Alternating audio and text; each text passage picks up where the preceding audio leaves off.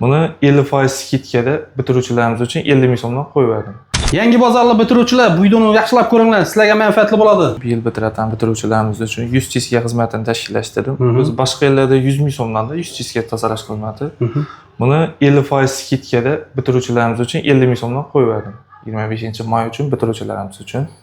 Arzon bahada. Qaysi chislaridan boshlanadi, qaysilardan tamom bo'ladi? Asosiy 23-24-dan boshlaymiz-da. 2 kun. Shu kuni kelsa, shu 50 ming so'mdan taxlab beramiz-a? Telefonlarni qoldiramiz. Shu orqali yozilib, 3 o'rta shu xizmatlarimiz bor. 4 xil, 5 xil vaj bo'yicha ishlaymiz, yuz bo'yicha. Yuzni oqartirib, qora tochka, yuz yog'lanishi, yuz mayda tuylari bo'ladi bu. Shularni yo'qotib, shotga yetib beraman. Shunday taxlab, sochlarni uzatib, sochlar, prichoskalar taxlab, ajoyib etib, moshina etib, qizlarning yonida yurasizlar. Soch shotga yetib taxlab. Zo'r yangilik qilibdi. Bemalol foydalanib qolsangiz bo'ladi. Ish vaqti nechadan bo'ladi? 9 dan 9 ga deydi. Bugun nechaga ishlaysan? Endi buguni ko'proq ishlarimiz endi klient soniga qarab bo'ladi.